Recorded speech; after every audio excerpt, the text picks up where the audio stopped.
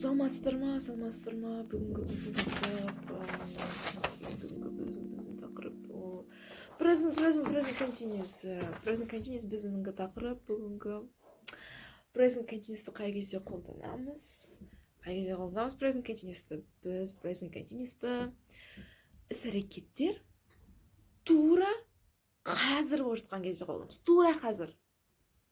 Мысалы, тура қазір мен естіп жатырмын. Мен тура қазір сөйлеп жатырмын, тура қазір болып жатыр. Мен сөйлеп жатырмын тура қазір.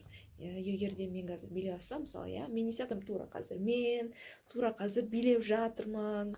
Мысалы, менің достарым тура қазір ойнап жатыр ана жерде, сабақ оқып жатыр. Тура қазір болып жатқан іс-әрекеттерді айтқан кезде біз present continuous'ты қолданамыз. Кәдімгі present continuous'тың формуласына мән беріп жіберейік. Present continuous'тың формуласы ол болымды сөйлем болған кезде subject plus to be, сосын verb ing. Subject біз білетін кім не деген сұраққа жауап береді. Кім? Мен, I. Содан кейін to be қоямыз. I-дың to be қандай to be жасады? I am. Сонда I am. Етістігім, билеп жатырмын, билеу, dance. Одан кейін verb ing ғой. Ing. Демек мен етістігіме ing деген жалғау басамын. Сонда I am dance қана емес, жанына ing, I am dancing. Енді болымсыз сөйлемге қарайық. Болымсыз сөйлем ол бірінші орында subject, одан кейін to be, сосын not, verb ing. I am not dancing. She is not dancing. Сұрақ болған кезде бірінші орында to be, сосын кейін subject, сосын verb ing. Are you dancing? Тура қазір билеп жатсың ба? Are you dancing? Қысқа жауап yes, I am. No, I'm not. Бітті. Осы present continuous. Бір мәселені айтып өту керек. Present continuous болған кезде. Етістіктер екі түрге бөлінеді. Verb. Ағылшын тілінде олар action verbs және де non-action verbs. Қазір мен бастайын бүткіл ережелерді айтып, verbs'тардың түрін неге, оның бәрін айтамын, сіз оны тыңдау керексіз неге? Өйткені өте маңызды continuous'қа. Continuous'қа ғана емес, басқа шақтарға да өте маңызды. Present simple өткеткен тақырыбымыз, шағымыз соған да маңызды ол. Болашақта өтетін бүткіл simple-лар, неше түрлі continuous'тардың бәріне маңызды. Сондықтан қазір өте мұқият түсініп алуға тырысайық. Verbs екі түрге бөлінеді. Action verbs және де non-action verbs. Action verbs. Негізі action деген сөздің өзі іс-қимыл деген сөз болып аударылады. Іс-қимыл, action, қозғалыс, Сонда action verbs'тар, action етістіктер, олар мысалы jump, секіру, Jump, мен іс-қимыл жасап жатырмын, ол көрінеді. Jump. Одан кейін dance. Мен билеп жатырмын, мұны көрініп тұр, іс-қимылдар жасап жатырмын. Мен сөйлеп жатырмын, speak. Сөйлеген кезде мен қозғалады аузым, дауыс шығады, іс-қимылдар. Көзге көрініп жатыр, мен жасап жатырмын. Осының бәрі action verbs. Ал non-action verbs деген ол сезім, мидың ішінде болатын заттар, абстракты іс-қимылдар, ол не? Мысалы, оған жататын етістіктер love, жақсы көру. Love, мен айтамын, I love something. Love деген кезде мен іс-қимыл жасап жатқан жоқпын, түк көрінбейді, ол бір сезім, love.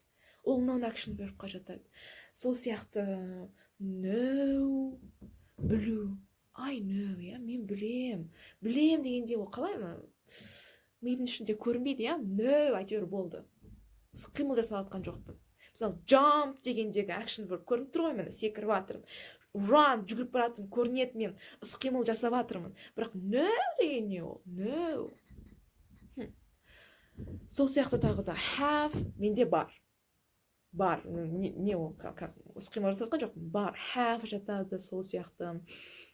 Одан кейін бір 4 сезім бар ғой, көп таралған көп 4 сезім. Көру деген сияқты, біз көзбен көретін сезіміміз бар, есту, иіскеу, сосын дәм тату, ол see, hear, smell, одан кейін taste. Сол сияқты осы 4 сезіміміз де non-actionға жатып кетеді. Неге оның бәрін айтып жатырмыз? Маңызды ереже. Non-action етістіктерді біз continuous'та қолдана алмаймыз. Мысалы, мен тура қазір бір нәрсені естіп тұрмын, here, тура қазір естіп тұрмын. Тура қазір болған кезде біз не қолданамыз деп айттық? Present continuous, тура қазір, мысалы, тура қазір мен билеп жатырмын, I am dancing, present continuous қолданамын. Бірақ non-action verbs, non-action етістіктер болған кезде мен continuous'ты қолдана алмаймын. Маған айтуға болмайды. I am hearing something right now, тура қазір естіп тұрмын деп айта алмаймын. Мен I hear something деп айтамын. Мен білем, не бір нәрсені білем, тура қазір білем. Негізі ол present continuous деп өттік жаңа ғана. I am knowing деп айта алмаймын. Өйткені know ол action verb. Мен I know деп айтамын. She knows. Тура қазір біліп тұр. Бірақ she knows. Continuous'та non-action verbs'тарды қолдануға болмайды. Еше не қолданам? Біз өткеткен present simple'мыз бар ғой. Present simple'дың формуласын қарызға ала тұрамыз. Present simple формулаңды бере тұршы деп аламыз. Сосын present simple'дың формуласын қолданамыз. Тура қазір болып жатқан іс-әрекет айтқан кезде. Шатасып кетпеңіздер. Present simple'ды біз қай кезде қолданушы едік өткен тақырып бойынша? Present simple ол күнделікті болатын іс-әрекет, тура қазір болып жатыр дегенге жараспайды. Өз ереже, жеке ереже. Бірақ тура қазір болып жатқан кезде біз іс-қимылды айтқымыз келеді, бірақ ол non-action verbs болса, біз present simple'дың формуласын қарызға ала тұрамыз. Present simple'дың болымсызымен, сұраусымен, болмысымен сөйлем құрастырамыз. Тура қазір болып жатқан жағдай туралы. Сонда мысалы I love, жақсы көрем. Тура қазір жақсы көріп тұрмын. Көбінесе I love деп айтамыз жай ғана. Present simple'дың формуласымен subject plus verb. I am loving деп айтпаймыз көбінесе. Немесе тағы не? See деп айттық. Тура қазір көріп тұрмын. Негізі тура қазір ол present continuous, сонда мен I am seeing деп айтам ба? Жоқ. Мен I see деп айтам. Неге? Өйткені see ол non-action verb. Осыны жақсылап түсініп алу керек. Non-action verbті жаттап алу керек. Сосын еске сақтап алу керек. Continuous'та болмайды.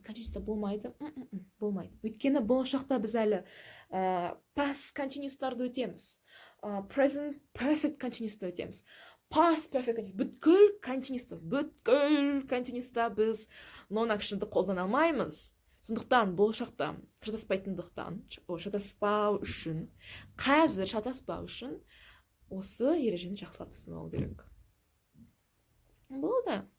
Present continuous осы. Тура қазір болып жатқан іс-қимылдар. Сіздерге қазір тапсырма. Өзіңіз істеп жатырсыз, мысалы, мен бейне көріп жатырмын деп, осы бейненің астына коммент жасаңыз болады. Немесе қазір достарыңыз не істеп жатыр? Arman is playing. Madina is reading. Madina is dancing, singing деп айтып көріңіздер. Үйдегі отбасыда кім не істеп жатыр? Сол туралы жазып жаттығып көріңіздер. Өз-өзіңмен сөйлесіңіздер. Әрдайым білесіздер не істеу керек екенін. Жаттығайық. Егер де осы сабақ ұнаса, азыр статистикага карай. Эгерде осы сабак унаса, лайк басыңыздар, коммент жазыңыздар, басқа кісілермен бөлісіңіздер осы сабақты, басқа кісілер де көрсін. Келесі көріскенше. See ya.